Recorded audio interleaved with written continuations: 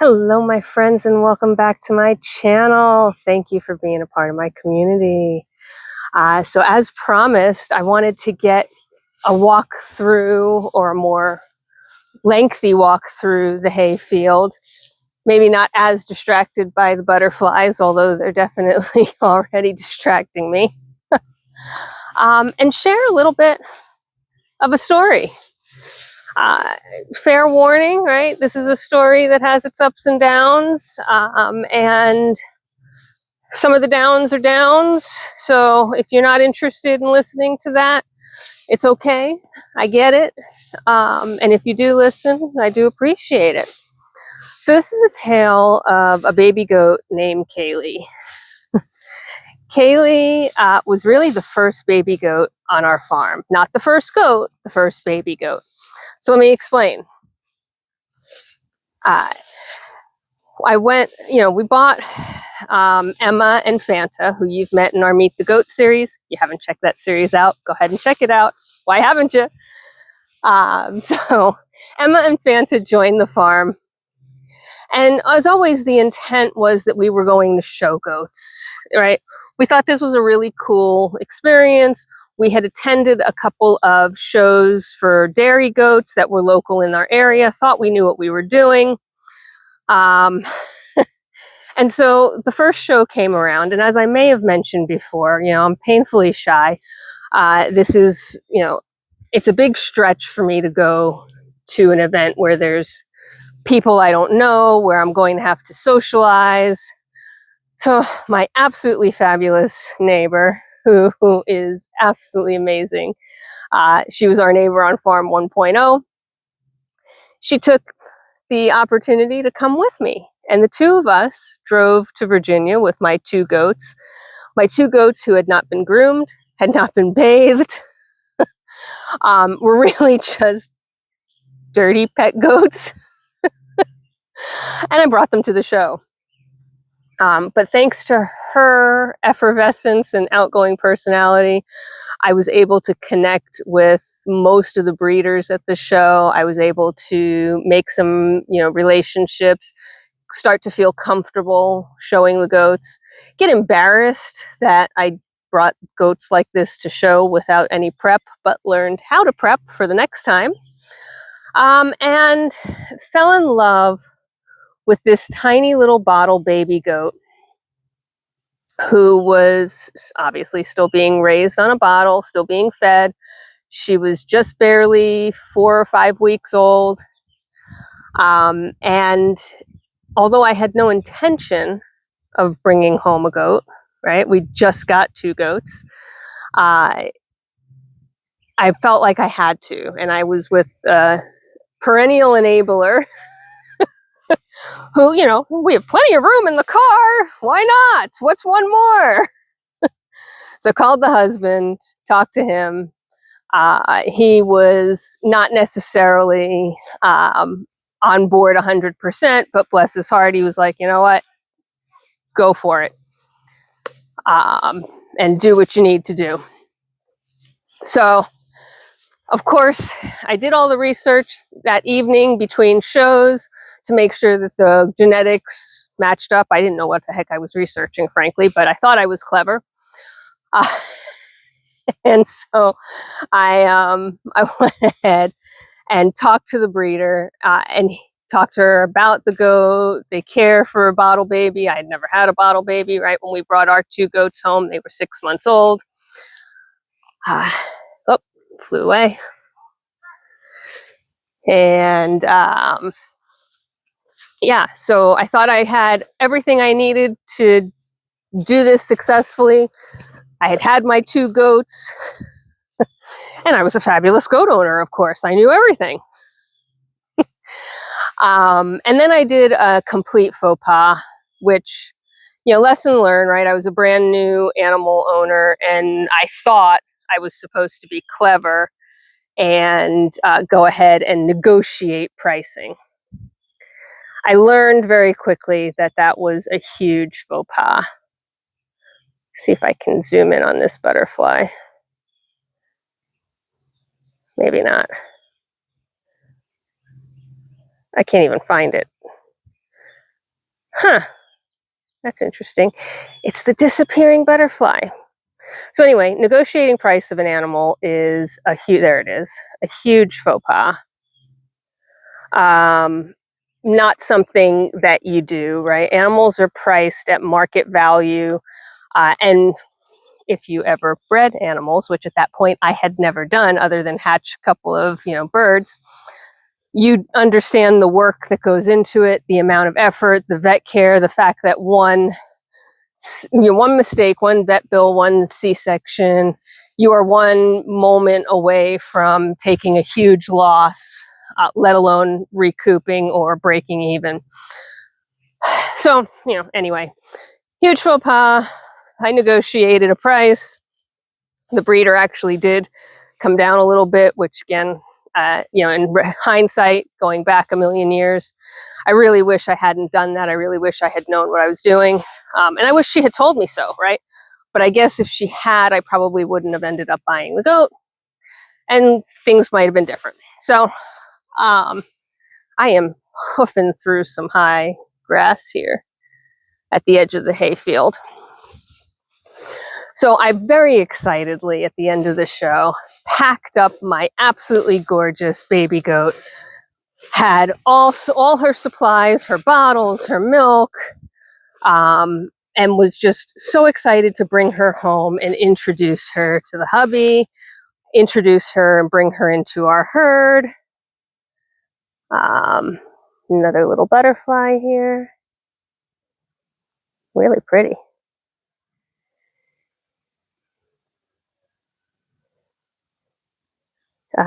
Anyway, introduce her to our herd, make her, oh yeah, I can't keep it zoomed in enough, make her a part of our family. And, this was still all new to us. It was new to the family. So my parents, had to come visit. My sister had to come visit. Everybody came to feed the baby goat. And everybody had an opportunity to bottle feed Kaylee, and she was doing fantastic. She was absolutely wonderful. We took her, let's see, this would have been to the fall show, I think, if I recall correctly. This was many years ago at this point.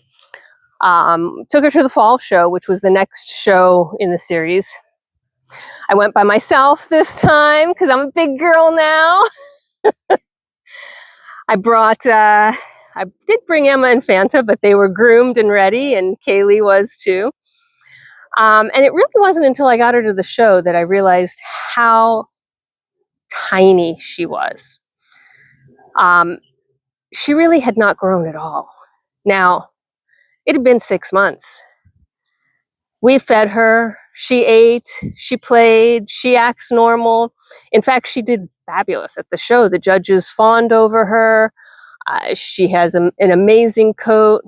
And after looking at her in comparison to other goats in her class, it was insanely obvious how small she was. And, when you're at home and you have 2 big goats and 1 little goat, you don't really see the size difference in the same way.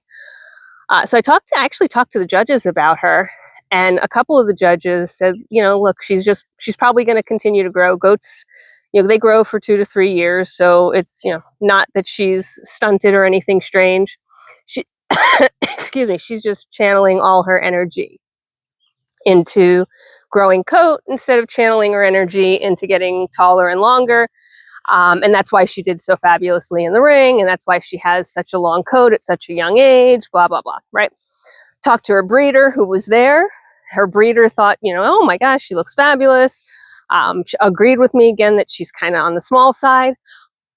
We talked about the judges' feedback, and she sort of agreed. She said, yeah, it sounds about right. That sounds like something that might happen. So great. Took Kaylee home, took everybody home, was super excited about my ribbons and my wins, and, really felt like I was on top of the world, right? I started out right. I did this show by myself. I socialized. I did all the things that I'm supposed to do.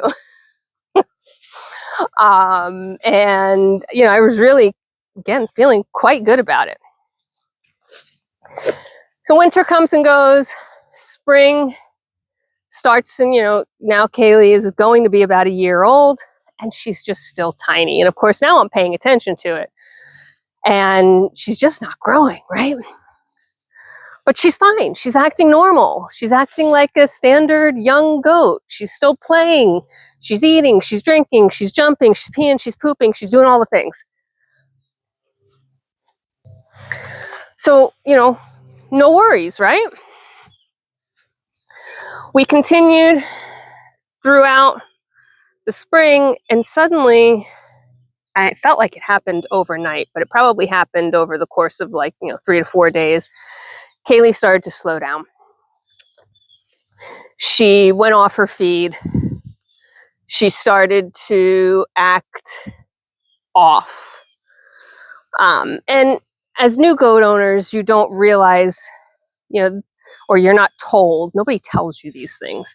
Goats are, they're prey animals, right? They hide their illnesses until they can't hide it anymore. It's not as bad as birds who will hide it until they pass away, but it's bad. Oh, pretty yellow flowers. So I didn't know that she had clearly been hiding an illness for a long time and just had now reached the point that she couldn't hide it anymore. And so we didn't act quickly enough. We acted, but not with the aggression that you really need to, because once a goat shows signs of illness, they're really sick. We didn't know that at the time. Nobody had told us that. The research, the internet doesn't tell you that. So we wormed her. We started to give her supporting penicillin. I mean, we didn't know what we were doing, right? But this is what all the, internet advice tells you, right? And at that time, antibiotics were still available over the counter. So we were giving her some antibiotics. We were giving her, we wormed her. We gave her supportive care in terms of probiotics. And we thought, okay, a couple days, she'll be all better. No biggie. Yeah, that was not the case, okay? Not only did she not get better, but she actually continually got worse. And we didn't have a solid relationship with a goat knowledgeable vet. Our farm vet was more of a horse and donkey vet, had a huge client base, doesn't necessarily have the ability to do emergency farm visits. And we thought, you're a goat owner. You do this stuff by yourself. That's what you're supposed to do. So we continued to research, continued to change our treatment, continued to consult with other breeders, with other folks, all the home remedies that you're supposed to do, all the scientific remedies. And nothing was working. And she was getting sicker and sicker. And, this is where the downside goes, right? When we finally did just put her in the car and drive her to the farm vet's office, because the farm vet is also a small animal vet, the farm vet essentially said, we should just euthanize her on the spot. That wasn't necessarily what we wanted to hear, of course. It also wasn't what we would normally do when we thought, we're very experienced with animals, right? We have dogs, we have cats, you treat them, you fix them. You don't do extraordinary measures maybe, but you treat them. So we asked after treatment. They ran a fecal sample, which at this point I was not doing on my own. She was riddled with coccidia, probably has had it, overrunning her. It is likely what kept her from growing. And was just so overrun that the likelihood of being able to treat and correct it was slim to nil. So we didn't know that. And we took her home to treat her. And we, the vet now had given us a treatment protocol that was quite overwhelming, to say the least, and also quite, she gave us quite the scare in terms of, what's going to happen, right? She essentially said, we're taking her home for her to pass away. But we were going to give it a try because Kaylee was still giving it a try. And we thought we saw some rebound. The next day or two, she seemed to perk up a bit. She was now living in the house. We had set her up in a pen. We, were medicating her and giving her supplemental food and water and bottles and treatment and all sorts of things for the next 48 hours. And she seemed to be bouncing back just a hair. And we were like, ta-da, see, we knew we could treat her.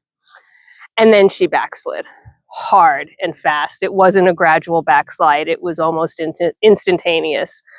Like 1 hour to the next. 1 hour she was up, 1 hour she was down.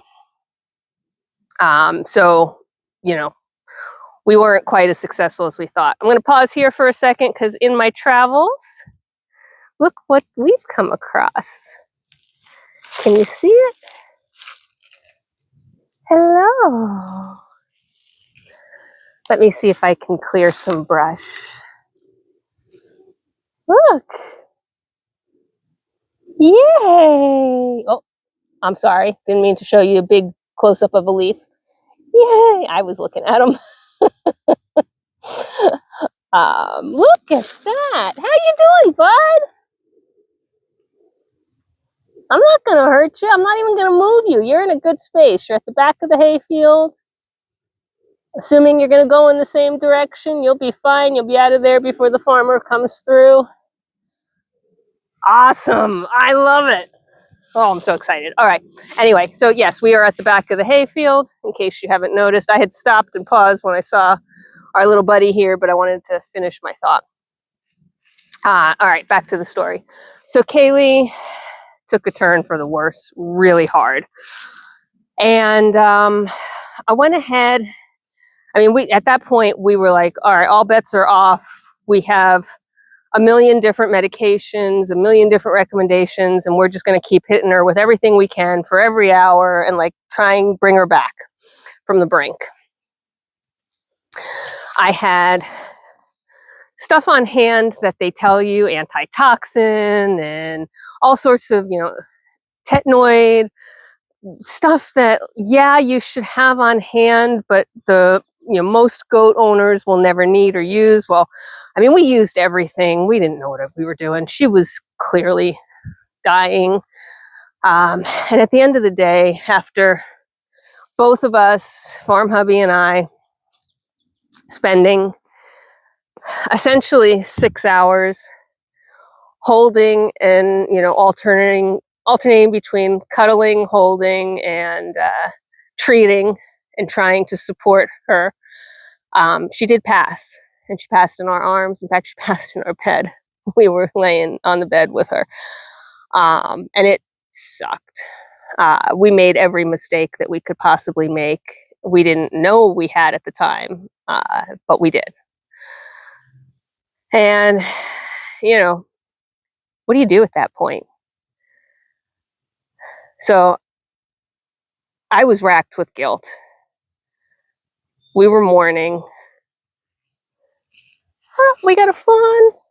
Hi. Hi, little one. I hope I caught that. She just bounced on through. Turtle and fawn today. It was meant to be. So, yeah. So, after we got through the rest of the evening and, mourned with each other, this was the loss of, our first farm animal. It was an early loss. It was a loss that should never have happened. We were beating ourselves up about it. We were debating if this journey was even going to continue, right? You get to that point where you're like, you know what? Maybe we should just not do this. Maybe we're not the right people for this. I wrote a big, long email to the breeder, telling her what happened, telling her all the things that we did and didn't do. Of course, she had known that we were going through it, but she didn't know how bad it was. And I guess I kind of refrained from sharing that with her because, I was embarrassed that I had let it get that bad. And two, I was really, really hopeful, actually really confident, frankly, because I was overconfident in my skills, that I could bring her back and I wouldn't have to really share this experience with anybody, right? It would just be a secret learning. Everything would be fine and we'd move on. Yeah. Well, that breeder did something for me that I'll never forget. And it really set me on my course for how I was going to behave as a breeder. She wrote back to me almost instantaneously with an "I'm so sorry, and I will be in touch with you shortly, but she's got her own family thing going on and she can't do it right this very second." And that was way more than she needed to do, right? So I woke up the next morning after fitful sleep, and she had written me back a big, long novel matching the novel I sent her. And she documented for me her journey with her first baby goats and how she had lost them. And I was amazed and appalled at the same time that, like, we've all gone through this same sort of issue and we've all had to learn in the same manner, with the same disappointing results, and kind of like there had to be a better way. So two things. One is I'm really, the fact that she took her time to write all that and to share her story with me was amazing. The fact that her story was so similar to mine in the sense that, she's a vet tech, no doubt, right? Like, she knew even more than me. You're very confident that you can handle it because you've handled dog and cat crises, you've handled all sorts of other crises. And goat crises are just not the same. And nobody tells you that. And nobody shares that information freely. It's almost like we keep this little secret hidden and everybody has to go through the same stupid learning curve at the expense of a goat. In her case, it was more than one. And in my case, it was one that should never have happened, right? So I'm looking for all the little signs of joy in the fields. Gosh, gorgeous little butterflies. There's a whole mess of them around. So anyway, yeah, so you shouldn't have to do that, right? So the fact that this breeder did a couple things. One, she treated me with kindness. There was no blame. There was no harshness. And the fact that she was willing to share her story made such a huge difference in my journey as a breeder. The fact that I didn't like how every goat owner seemed to have to go through the same stupid learning curve also set my path. And if you buy a goat from me, you get a novel full of care, tips, tricks, what to do, how to assess the health of your baby goat, and what to do as soon as you see that baby goat act off. Does it help? Absolutely. Is it perfect? Of course not. It can't be, because you can't predict every single scenario, but certainly predict more than some. So, they say that your first animals teach you lessons that you take with you forever and that improve you for the next round. And that's exactly what happened. And it was kind of what happened with my first dog too, to be fair. Not that the first dog got sick and passed away. In fact, he lived till ripe old age of 15. But I made so many mistakes with him. They're just, dogs and cats are just a bit more forgiving with those mistakes than goats are. And I think that's the difference, right? If you have the knowledge, if somebody forewarns you that goats are not as forgiving, that you need to act instead of wait and see, you can turn the tide for somebody. And I'm happy to say that I have, right? So I can actually confirm. Now, granted, my goats leave my farm as healthy as can be. So did this goat, just to be fair. But I also preventatively treat for coccidia and worms, just to give them a bit more of a head start. It's a bit more cash out of my pocket, but it's worth it for me for peace of mind and to make sure that those goats don't, you know, end up with the same situation where Kaylee did, where she was sort of overrun with parasites, primarily due to the stress of leaving her herd and transferring to my herd, and I just didn't know it. So that's how I decided, one, to continue on the journey of being a goat breeder and a farmer, sort of, a mini farmer, and two, how I chose the methodology for how I was going to be as a breeder, right? Whether I was going to be cost conscious or focused on their care, whether I was going to be transparent or just, you know, bare minimum for people to get their goats and move on, right? And it sounds silly, but those really are the decisions you have to make, and they're very different decisions. The amount of time and effort that I invest into email and comments and phone calls, helping people who might not have even purchased an animal from me, might never purchase an animal from me, but just need help with the animals that they have. You know, that's an investment. That time investment equates to, you know, either me not doing other things, mostly me not sleeping, or, you know, me not being able to invest it elsewhere, right? But I'm happy that I do it this way. I want to continue to do it this way. And, you know, when I started the channel and you guys let me know that you didn't mind hearing some of the ups and downs, I knew that this was going to be probably the longest, but also the most important story to share. You know, I reacted really oddly. Initially, I had my old school website. That website has long since been revamped multiple times and is no longer up the way it was, but I had put up an in memoriam page telling Kaylee's story. I don't know if anybody read it. It made me feel better, so I guess that worked. I don't have that up anymore. I think it's a little bit better to be able to talk about it in person, to be able to provide it in context as opposed to just a story, you know, a short story or a short couple of paragraphs on the interwebs that doesn't give everybody what they need, right? So, like I said, I knew this was going to be a long one.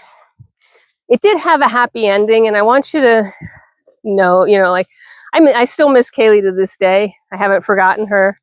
But she really ended up setting me off on the journey correctly, so that the rest of the goats that joined my herd over the years, the babies that I bred and that I put out into this world, all had 100% better start than they would have without her, and has, you know, contributed to my ability to be successful here with this and with our animals. So that is almost the full walk around the hayfield. And the story of our first baby goat. Again, happy ending in the sense that we moved forward and we did better. And that's all you can ask for when these things happen, is you move forward and you do better. I hope that you are having a fabulous day wherever you are in this world. I truly appreciate you being a part of my community. And if you've listened this far and you haven't already subscribed, what are you waiting for? Subscribe to my channel. It's a great way to support the channel for free. It doesn't cost you anything to push that subscribe button, hit that like button, leave a comment. That costs you a little bit of time and energy. But all of that helps YouTube all that tells YouTube, I'll try that again. All that tells YouTube that you like my stuff and other people might like it and they should share it with other people. And ultimately that is the goal. So I appreciate you being here. Take care of yourselves. Take care of each other. Please be kind, and I will see you at the next one. Bye for now.